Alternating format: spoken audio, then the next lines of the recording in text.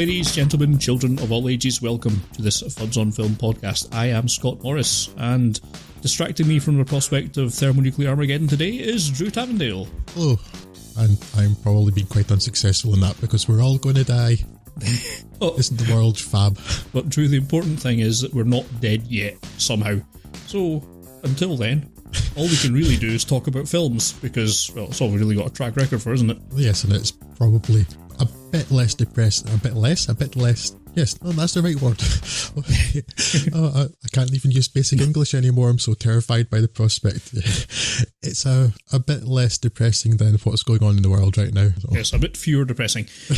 So we have a grab bag of random films, what we done saw at the cinemas in the last month or so, to talk about today. And the first one of those is Beauty and the Beast. So Drew, why don't you tell the good people a little bit about that?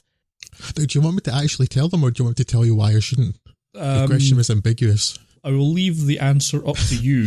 I think you get bonus credit if you answer both parts, but I think only one will be necessary for a passing grade. Well, actually, I don't have much of a why I don't, because why don't I? Because I wrote this and I may as well use it. Disney have never shied away from meddling with their own legacy, much as most of us wish they would.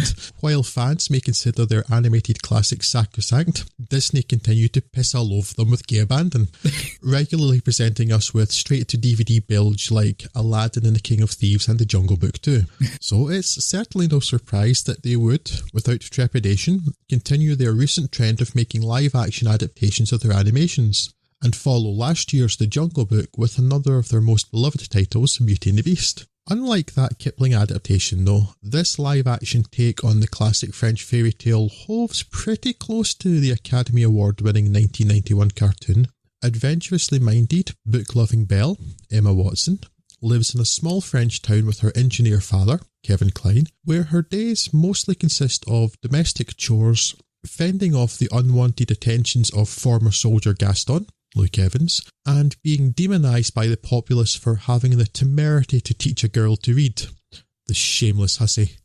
Getting lost on his way home from a trip, Belle's father stumbles on an enchanted castle and makes the mistake of taking a rose from the garden without permission. He is imprisoned by the Beast, a human prince under a spell for being both a bounder and a cad, and is only set free when Belle trades herself for her father and agrees to stay in the castle with the Beast and his talking anthropomorphic furniture. Now, you know how this goes from here. It's a tale as old as time, yada yada yada. Though I do have my doubts about just how timeless the whole girl on bison romance thing really is. Yeah, let me just check my X-Hamster search history. I don't think it's that old. Most of the cast, necessarily, are CG creations, but as far as the human portions go, Emma Watson is quite engaging as Belle, though she never seems quite comfortable when being asked to sing. Emma Thompson is game as Mrs. Potts, but she just doesn't have the same charisma as Angela Lansbury, note to self, to add to the list of things I never thought I'd do. Discussing the relative charisma of talking teapots. Kevin Kline gives a Kevin Kline performance, which is to say that he is bland, anodyne and entirely forgettable.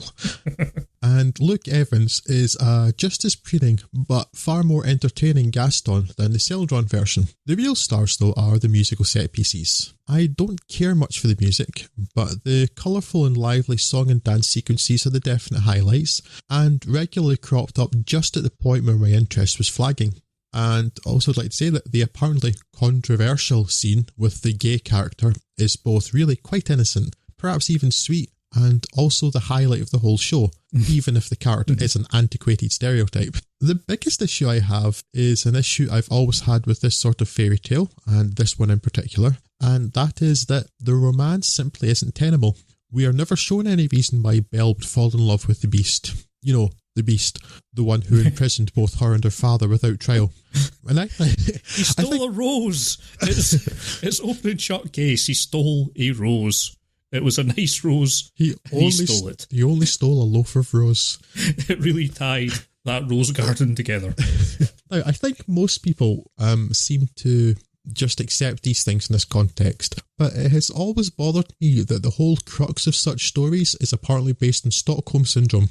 But a pretty princess and some musical numbers are apparently more than enough for everyone else, so I guess I'm the weirdo. Apparently, the person that first came up with the Stockholm Syndrome term has looked at this and said that this is not Stockholm Syndrome, although it's still pretty creepy. I don't know if he said that part, but it is certainly still pretty creepy in my opinion. I can only give a mild recommendation to watch Beauty and the Beast, but I will add the proviso that I never liked the animation and enjoyed this considerably more, though I suspect that just means purists will hate it.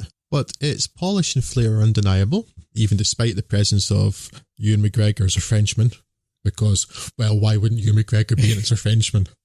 And I suspect most people who enjoy the original will get a lot from this. Yeah, I did not have any particular dog in this hunt, as I probably have mentioned some podcasts past him. I have curiously little knowledge of any Disney stuff. I somehow didn't really watch any of it as a kid, or if I did, it was either so early I couldn't remember it, and then once I had developed some taste, decided I didn't like this sort of garbage. Well, yes, because for the most part, I'm sorry, Scott, I don't want to interrupt you, but I think something we share there. I've never really had the regard for Disney that so many people do.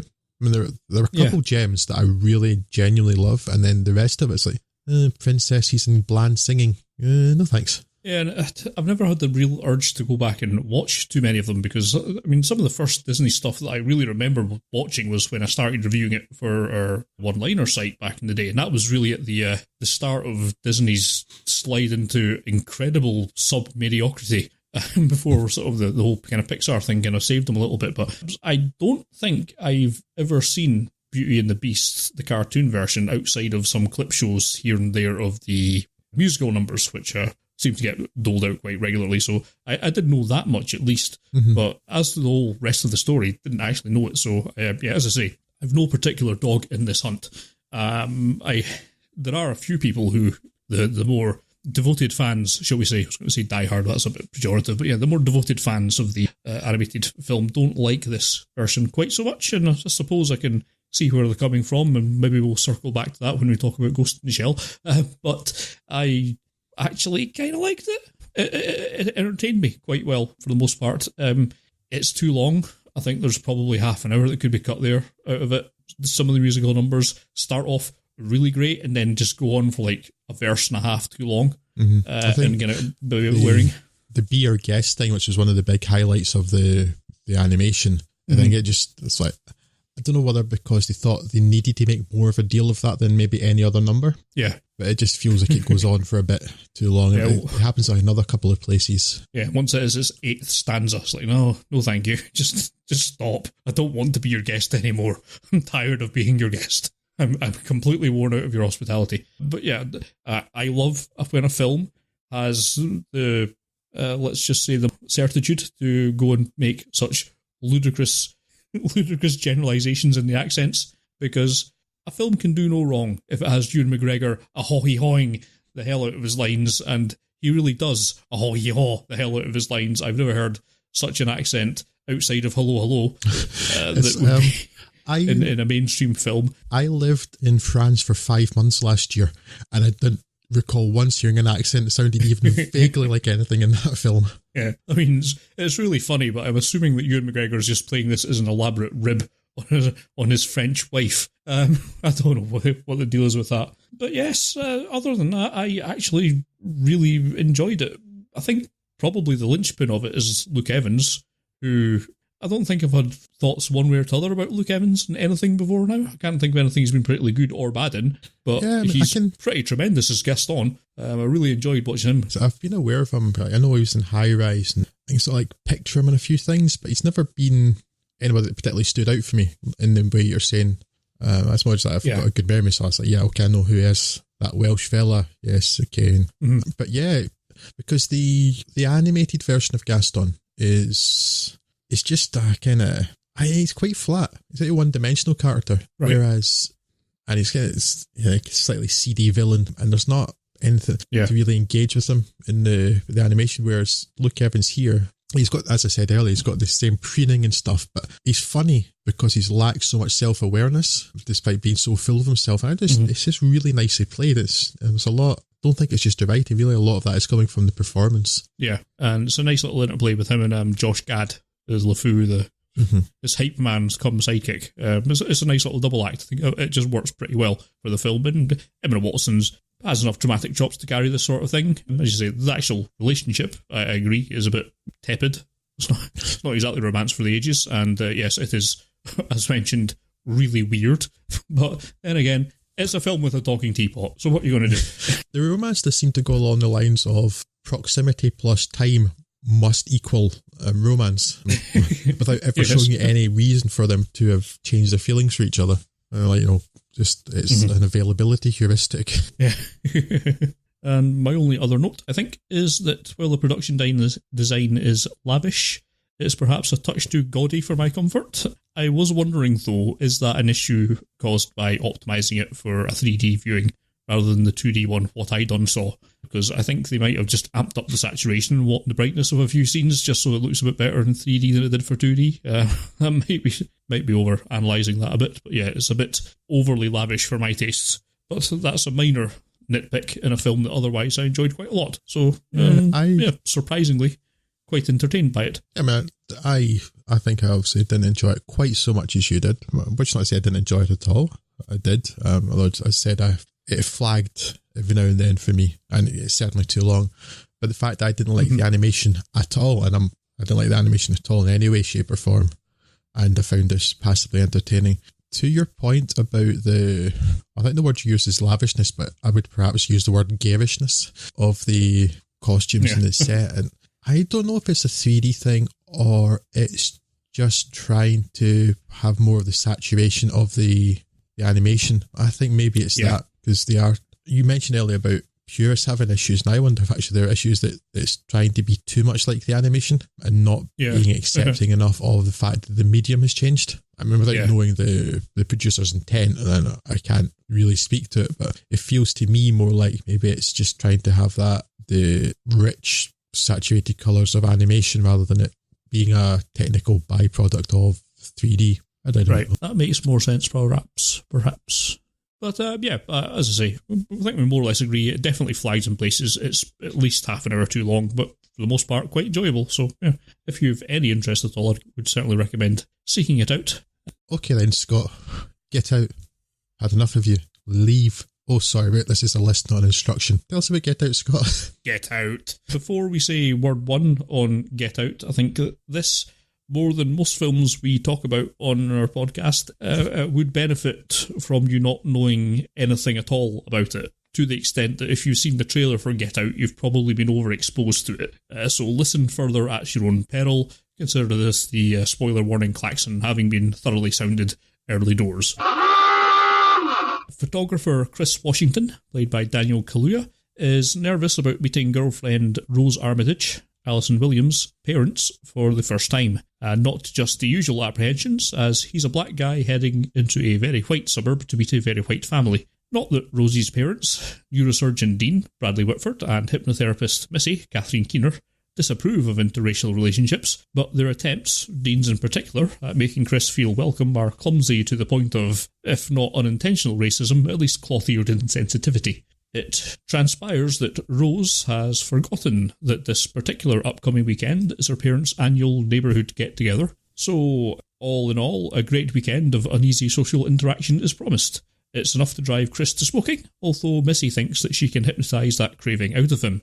Chris gets some sympathy over the phone from his friend and TSA officer Rod Williams, Milton Howry, although mainly he gets a repeat of Rod's advice that it was a bad idea to go in the first instance, and he's then proven correct over the course of the film.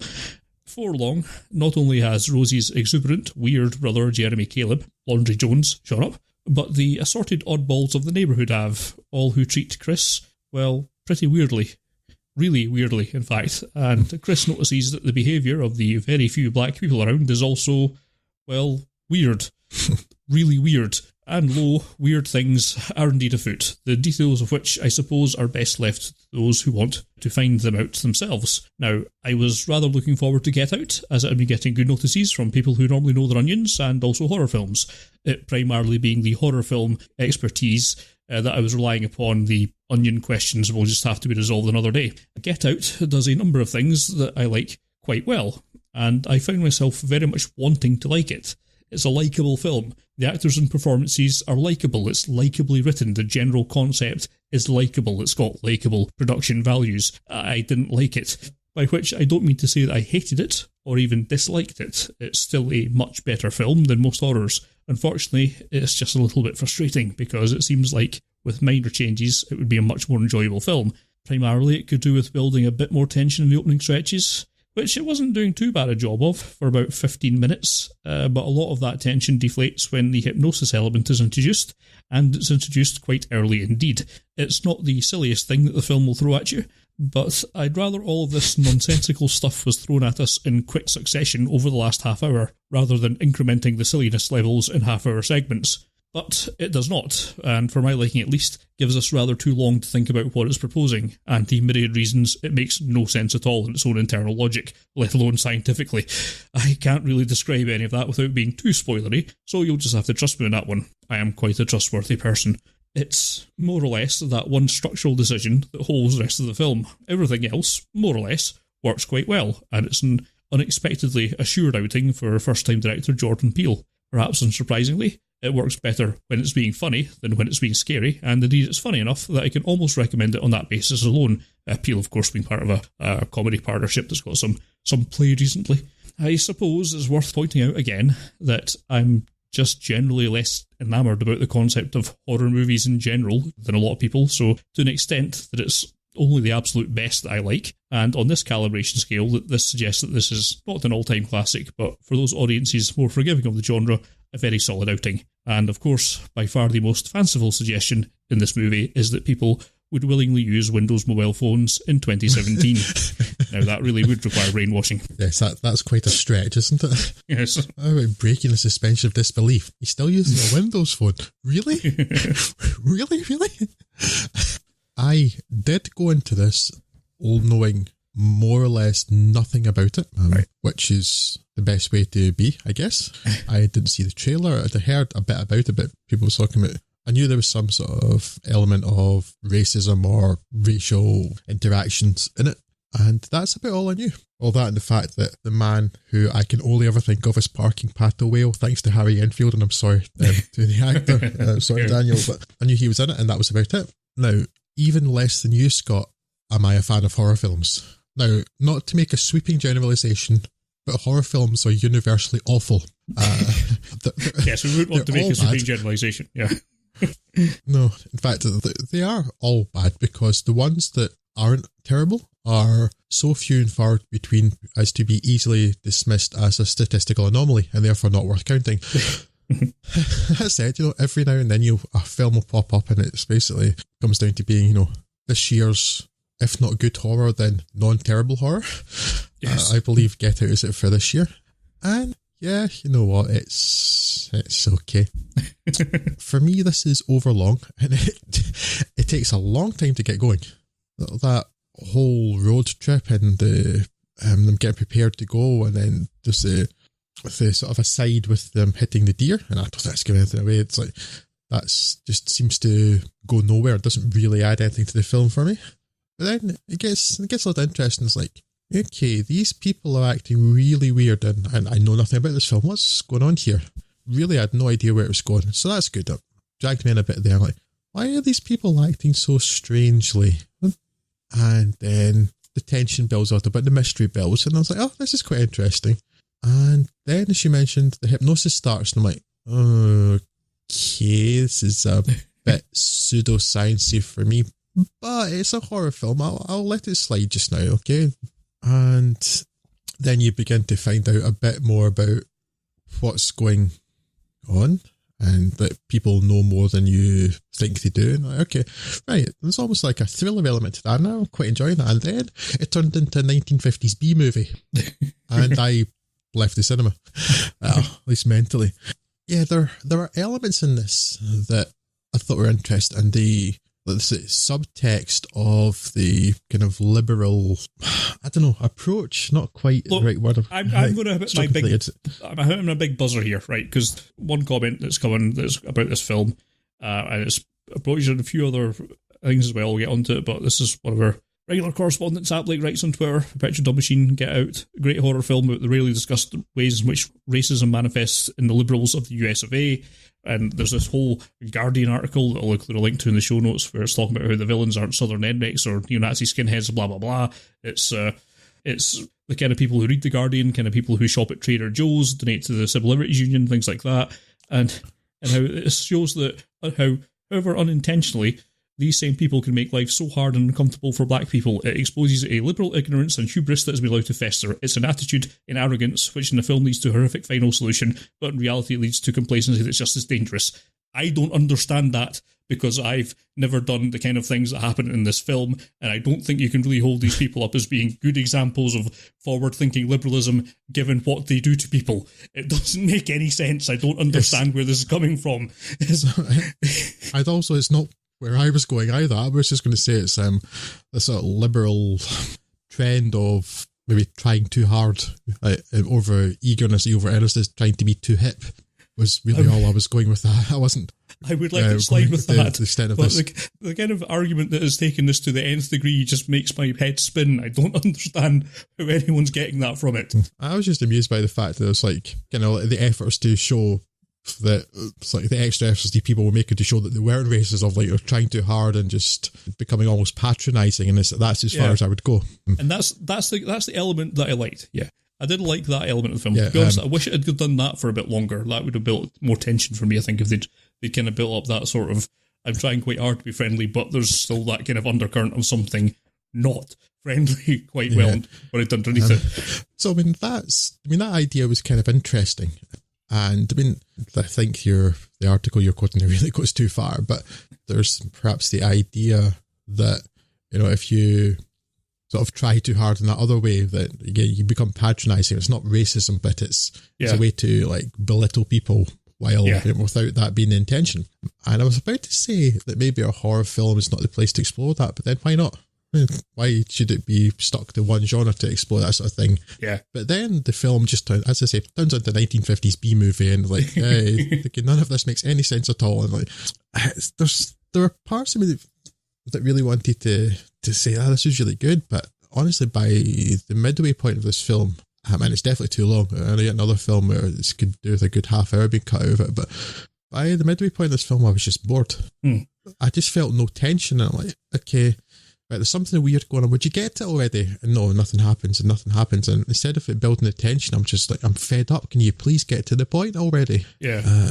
And then you find out and it's like, okay, this is really, really, really stupid. It has nothing to do with race or anything. It's just, it's a B movie. And when you see the circumstances of the procedure, I think hopefully that would make it like mention as little as possible what actually happens. But when you see the circumstances of the procedure, and I just burst out laughing. That's just ludicrous. And any goodwill that a film had built up at that point evaporated in that moment because it changed the tone so much. It was such a stupid looking thing. I honestly, and at no point was this film in any way even vaguely scary. And really, I would say that maybe at its best points, it's closer to a thriller than a horror, which is fine because I prefer thrillers anyway because they're not terrible. But I was like, again, I had my hopes built up by people talking so much good about a horror film, and I'm like, but it's really boring. Really, what are people seeing about this? It's just really, really dull. I know you mentioned there's humour in it, particularly with his kind of like the comic relief of his friend that works for the TSA. Yeah. And that I did find entertaining, but at the same time, I'm like, well, this is undermining everything. All of the tension is just gone. This isn't breaking the tension, it's just completely undermining it. In the end, once again, I'm let down by a supposed horror movie because it wasn't awful in the way that so many are. I wasn't screaming at the screen and saying this is stupid, it makes no sense, or it's really badly made or written. It's just boring, which in some ways is a worse crime. I wouldn't go that far. I don't think I was bored by much of it. I think the interesting thing about Get Out is that it is 2/3 of a really good film, but it's two different thirds from different films. See, the opening stretches, I know it does start off a bit slow, but I kind of like that kind of build up into the point where hypnotism introduced, where it just seems like people are just acting really weirdly. I thought was quite enjoyable, and I would have liked to have seen that extended out. And I liked, to an extent, in a different regard, the last third where it just goes off the walls, mental 50s B-movie schlock. Because I've got a weakness for that sort of thing, and I thought it was really quite funny. Not scary at any point, but I thought all that stuff was really quite funny when you find out that kind of final reveal of what's actually going on there, all the way up to the end. I laughed quite a bit at that point. That kept me quite entertained. But for me, the middle third dragged quite a lot. There's a section where it should really been ratcheting up the tension, but I didn't like it at that point because it was just getting a bit silly. When it was getting too silly to be tense or enjoyable, but then it sort of cranked up a gear and got silly enough to be stupid, which I quite enjoyed. So yeah, but a very interesting sort of graph of interest versus time for this film. Which probably doesn't correlate to a lot of other people's, but that's why I think, at least, it entertained me enough by the end that I kind of give it a mild recommendation. But unfortunately, yes, I agree, not quite living up to the hype that it had garnered. No, you talking about the end there, Scott Turman. See if the film had that sort of daft tone throughout. I thoroughly suspect I would have enjoyed it quite a lot because it makes me think of either films that were seriously like that or films that kind of made fun of that. There was a film I saw at the Edinburgh International Film Festival a few years ago called The Trail of the Screaming Forehead. And it had that same sort of idea, although that actually, when it ran out of steam about a third of the way in, as opposed to actually picking up steam a third of the way in. But if it had kept that sort of silly tone throughout, and still it can make its comments or whatever else, and that would be okay, but it's like, this is a different film. Yeah. What happened? It's like two-thirds of the way in, it's like, but is this the same film? Have I fallen asleep and missed some sort of really important joining scene here?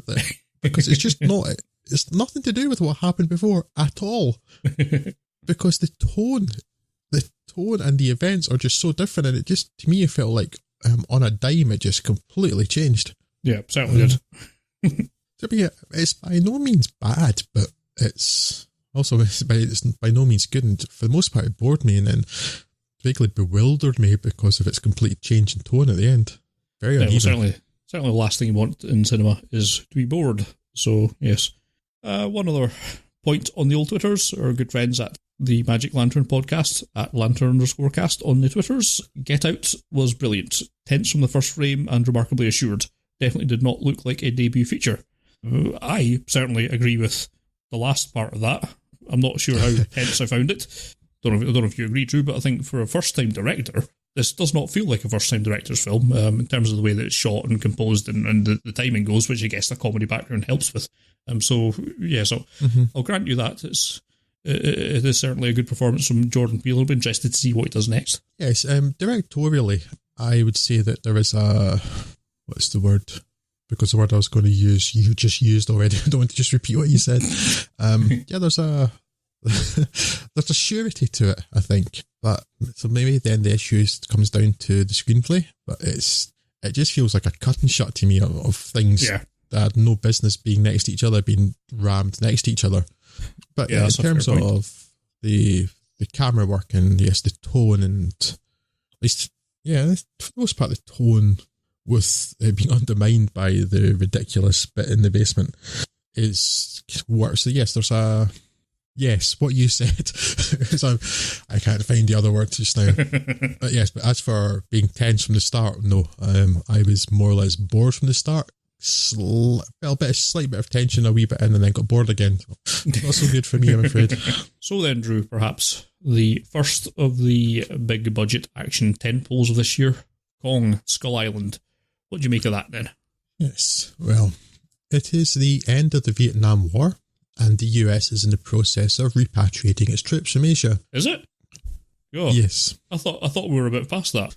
Scott, in this crazy world in which we're living now, this world in which the monkey will spank us, who knows what's real? Yes.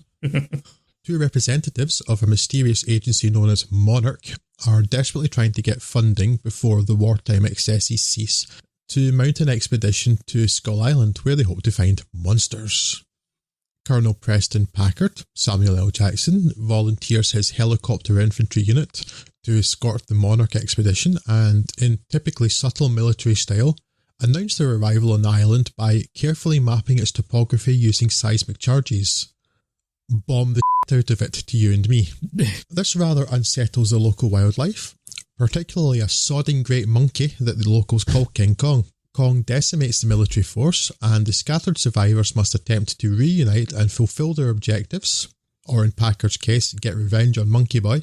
These plans are complicated somewhat by the island being full of numerous, enormous, deadly beasties, and you just know that not many will survive. Now, you don't need to be told much more. It's a monster movie, and I'm sure you know what to expect, at least in broad terms. The key to a film like this is always to get your audience so caught up in the action, however silly or implausible it may be, that they don't find themselves thinking, wait a minute, you're going to walk across this whole island in a couple of days. So that means it's a very small island, right? So all of those gigantic creatures we've seen would have eaten every viable food source within, charitably, a few weeks. Your ecosystem makes no sense. Now, the fact that I thought that very passage while watching this tells you as much as you need to know about how successfully Skull Island managed it, but it did have its moments, and it's actually pretty hard for me to shut down that part of my brain entirely in any day. On the upside, it's vastly more entertaining than Peter Jackson's 2005 King Kong. A low bar, I know, but worth mentioning nonetheless. And while most of the humans are given little of interest to work with, the charmingly goofy John C. Reilly is entertaining, and the design of the human settlements and artwork is pretty interesting. Crucially, the creature effects are impressive, Kong in particular, who has about 11 times more personality than most of the humans in the film. It's just a pity that they made Kong so preposterously large. He's 4 times the height of Jackson's creature, and yes, the ecosystem thing is still bothering me.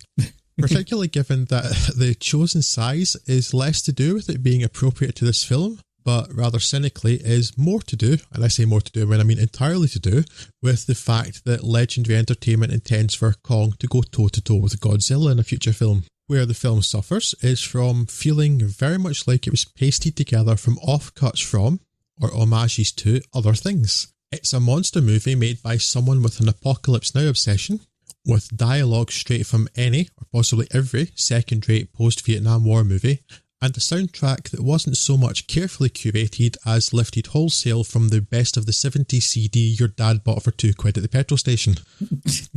Most of the soldiers are faceless creature fodder and disappear quickly, but the ones that stick around a little longer don't fare much better. Having any character at all, let alone any development of same, was obviously not deemed top priority. Samuel L. Jackson is operating on autopilot as the disgruntled Preston Packard, unwilling to accept the ending of the war, and when you can't really get much of an engagement out of Samuel L. Jackson, things aren't going well because he's generally at the very least watchable. Non-military personnel get a pretty raw deal also, particularly Brie Larson's photographer Mason Weaver. I've taken enough photos of mass graves to recognise one, she tells us. Such insight and expertise. Sadly, anyone with working eyes and an understanding of the words mass and grave is going to have no trouble recognising one either. Now, I don't want to spoil it for you, but it's all of the bodies that gives it away. John Goodman is woefully underused, and you only need to look at Trumbo to see how much of an impact he can make with minimal screen time. Yeah. And it is shockingly Tom Hiddleston that is the most engaging human after Riley. I don't believe you for a second. Every other human, sadly, is entirely forgettable. Now, I'm not going into so much depth in this film because it's a monster movie, right? It doesn't merit it, and there wouldn't be much point at all. But I wouldn't go so far as, or even close, in fact, to say Kong Skull Island is good. But also, I can't say it's bad. I sat for a couple of hours and it passed pleasantly and quickly enough. And I think that those more fond of creature flicks than I am will get a reasonable reward. I just would say don't make any effort to see it. If it comes to you through any of your myriad boxes and devices, wire in. Just don't really make any effort to get to it. Yeah, I don't know. I quite like Sam Jackson's character in this. If his heart were an M102 howitzer, he would have fired his heart upon Kong, which probably wouldn't have really helped with what's already a pretty serious medical condition. It's going to require a great deal of surgery. So I just thought of Samuel Jackson. This seemed like something I'd seen him do about 100 times. Oh yeah. So there's nothing. There's nothing very much by the interesting. numbers. I did watch this, and I have to say I found Skull Island surprisingly enjoyable. But then again, that might be because I had no expectations for it whatsoever, and it might also be because I watched 2 Uwe Ball films on the same day. And there is nothing like making any film seem like a masterpiece in comparison than watching two Uwe Boll films immediately like preceding it. The cinematic equivalent to that idea that you should wear incredibly uncomfortable shoes all day so you get the relief of taking them off at the end of the day and feel pleasure from that. Pretty much. I guess I kind of agree with you what you're saying. This fell off the back of the internet for me. I didn't need to go to cinema to see it, so I suspect my views might have been coloured one way or the other if I had to make a 2-hour round trip to the cinema to watch it, rather than just clicking on a link. So, but that said, if I try and view this with some sort of isolation, I probably enjoyed it more than a great deal of the big budget effects extravaganzas from last year. It's better than Godzilla. Yeah. I definitely enjoyed it a lot more than I enjoyed Godzilla. And it's considerably better than Pacific Rim, which are kind of two fairly recent, obvious comparison points. Features aren't so common nowadays. Yeah, and I concur. It's absolutely fine. I mean, there's not much that I really want from the kind of tentpole action film kind of thing, and this delivered most of it. It was perfectly enjoyable, mindless entertainment for a couple of hours. Lots of pretty decent performances, I thought, at least engaging enough, certainly John C. Reilly. If anything, you're probably right. It's got a hell of a cast on paper that doesn't really deliver all that much, but it's not really their fault. They're not really given much to do. It's not an acting issue.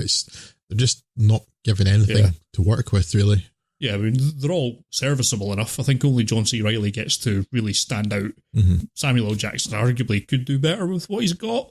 I think he's kind of just playing to the level of what he's been given, I suppose, but he's the only character that's got any kind of real, fire or motivation to what he's actually doing, other than mere survival. So it's a little disappointing to see him play it on autopilot, but Sam Jackson on autopilot's generally not that bad, even still, so kind of gets away with that. I'm no great fan of the design of what did John call them? The skull creepers or something like that? The skull crawlers, I think. Scrawlers, yeah, those weird lizardy now that I say that out loud, it sounds really stupid, but yeah, I think skull crawlers. Yeah, which, to be fair, is the point he makes. It does sound stupid when you say it aloud. And that didn't look so brilliant, but I can let it away with that. It's there was something though, and I read a review in, I think, Empire, and I give them credit, because they actually nailed what those things reminded me of. They look very, very like the first attempts of Alec Baldwin and Gina Davis in Beetlejuice to look scary. And now that connection's been made, I can't unmake it. Because I knew there was something it's like, that reminds me a bit of something, and I couldn't place it, but it's like, and I read that review in Empire, it's like, there we go, that's it. Yes, that was unexpected, but at least I know now. Yes, so for my money, that was a bit of a long-winded way of saying, yes, I pretty much agree with you. It's probably not worth going out of your way to see, but it's perfectly acceptable should you stumble across it. Yeah, it's one of those kind of lazy Saturday, Sunday afternoon type films. You know, if it pops up on Netflix or Amazon Prime or something like that, and you just, that mindset of a silly throwaway thing to lounge in front of at the weekend, it fits the bill quite well for that. A few thoughts on Twitter. One that definitely occurred to me while I was watching it from the folks at the Exploding Helicopter. That's at Chopper Fireball on Twitter. This is their sort of film, really, isn't it? This is full of exploding helicopter fireballs. Yes. Given that the helicopter pilots are incapable of flying beyond Kong's swatting range, it's no wonder the Yanks lost in Yam. And yeah, that's fair enough, fair comment. And yes, they fly through that massive storm to get to the island, and then apparently can't avoid a slow-moving arm.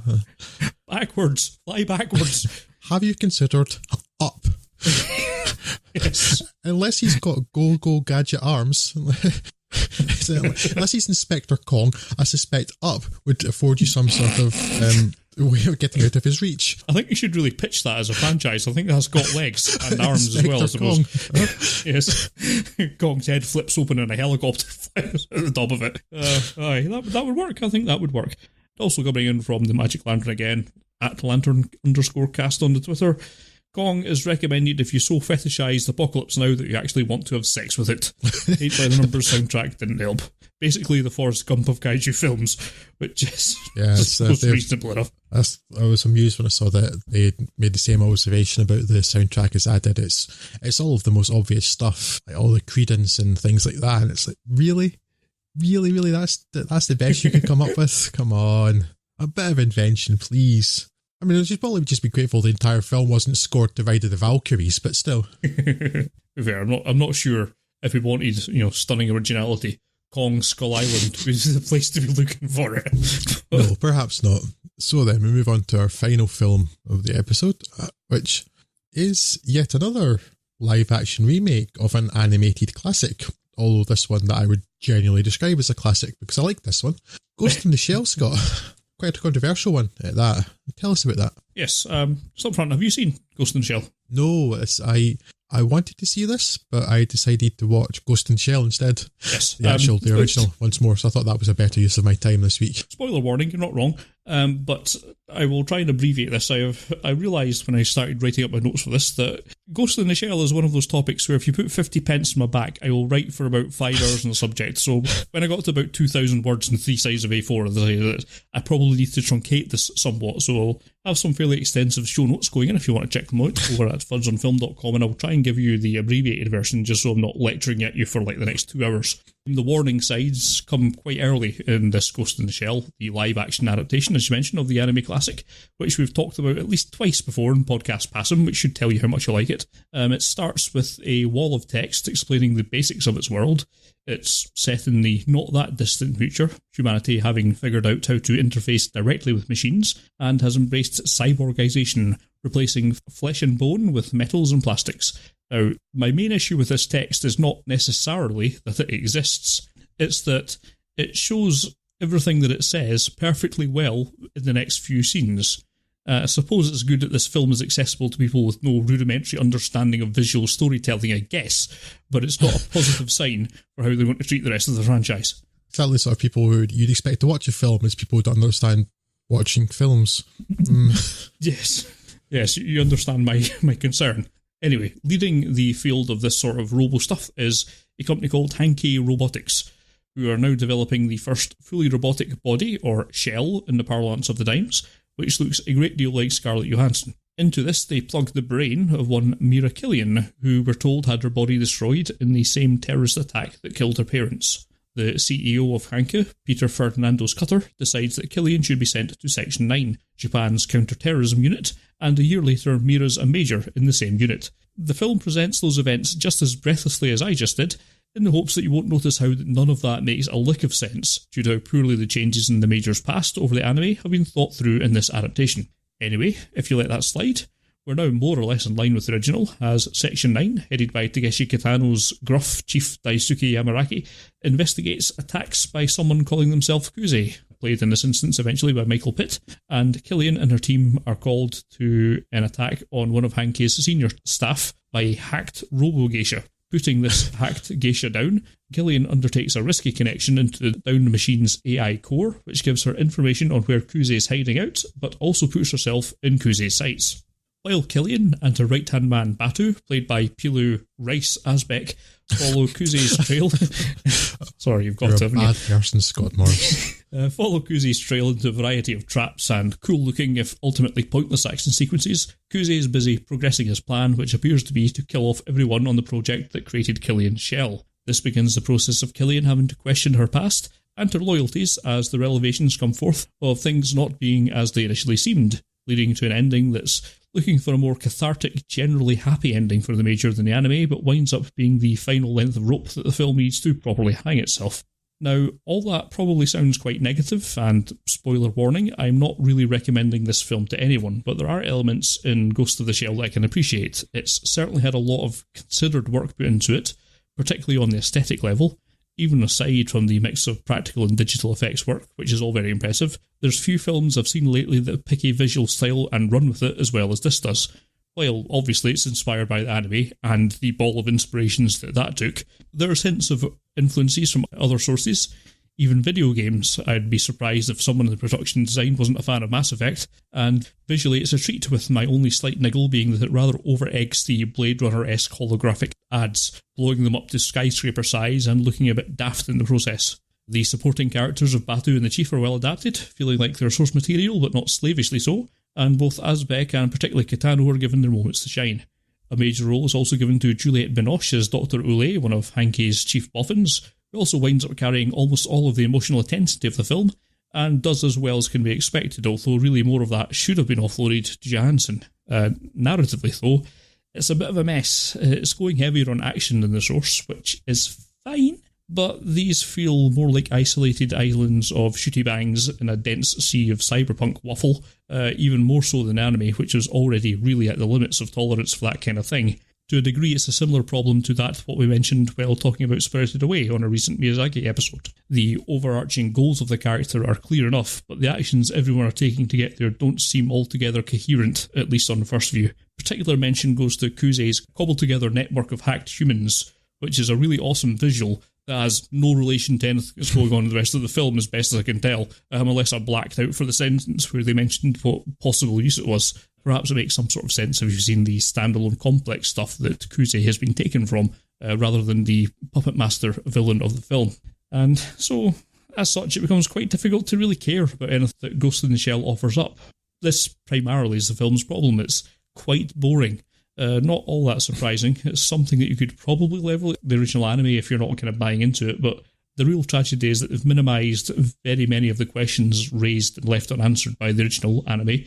That was really the primary reason why people liked it. Perhaps we'll skip over the next 8 paragraphs that I've written for this. But in general, it's one of these unfortunate cases where I can see everything that they've changed to make this more accessible to a wider audience has in fact made it a much less interesting film, and therefore harder to relate to a mass audience. But it's a bit tragic. You could write a perfectly rational defence for all of the changes that have been made. You've got a kind of more obvious focus for an antagonist.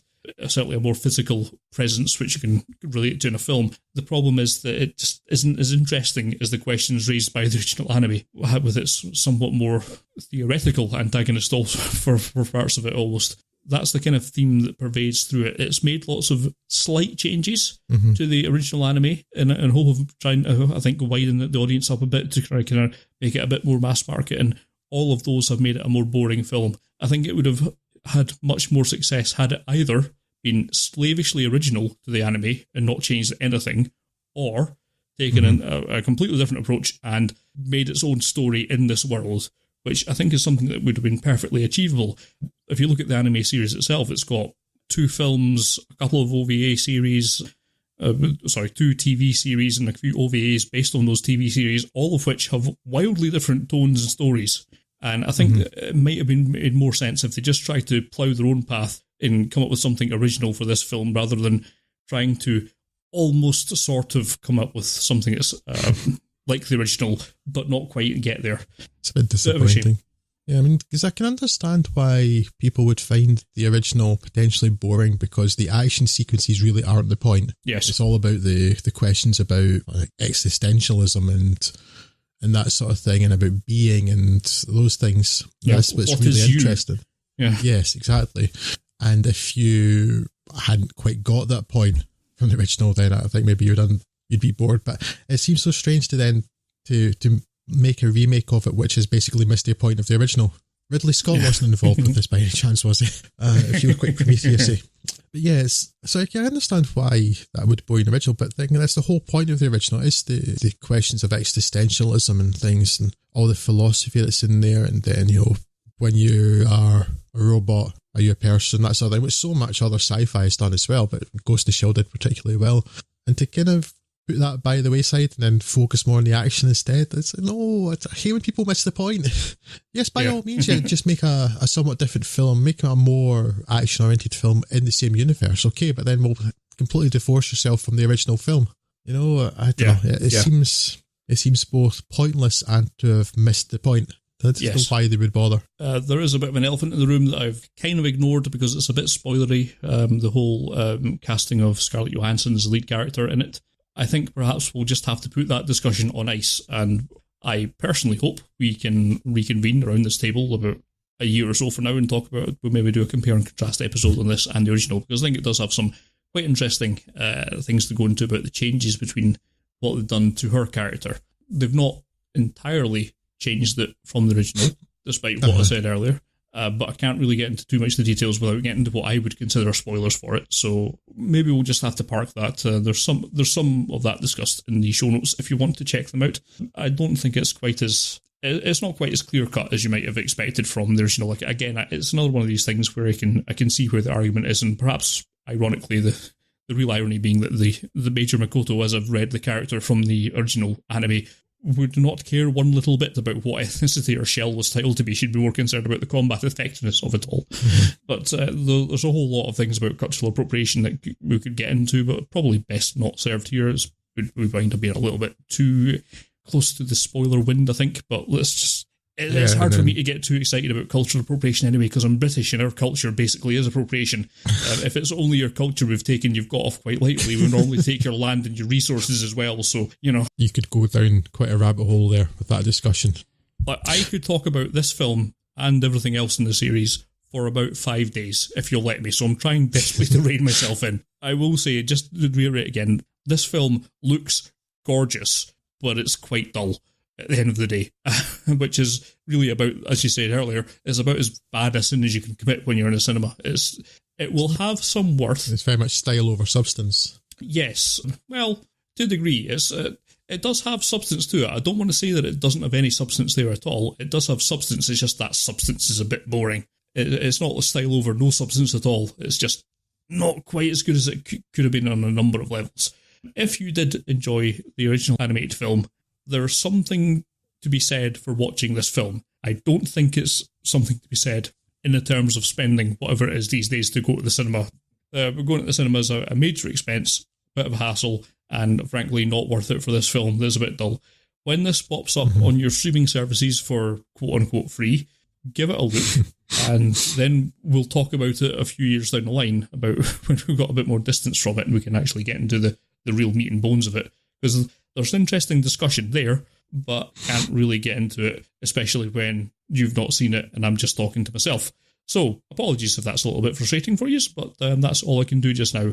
I don't recommend this adaptation of Ghost in the Shell. I think everyone involved in it's had their heart in the right place and done their best to produce something that's entertaining and visually stunning and all that kind of thing, but I think they've just missed the mark. And I don't think there's any ill intent behind any of it. I think everyone was really genuinely trying to do their best to come up with something entertaining, but I think they've fluffed it. And this is a niche product that's been transformed in ways to try and make it more mass market that's actually just kind of made it no market at all, which is a bit of a shame. There's a great story to be told in live action in the Ghost in the Shell world, but this is not it. If they'd come up with something original, I think they had a chance. But yes, this is a swing and a miss, and yes, definitely not worth going to see at the cinema. Boo. That's a disappointment. Yeah, particularly visually, this film seemed like it was tailor-fit for a cinema screening. And obviously you'd hope there was substance behind it, but... Yeah, look, to be honest, if I didn't know there was a Blade Runner film coming up pretty soon, I would say go and watch this just for the visuals of it, but I think you're better off waiting until you see what Denis Villeneuve's got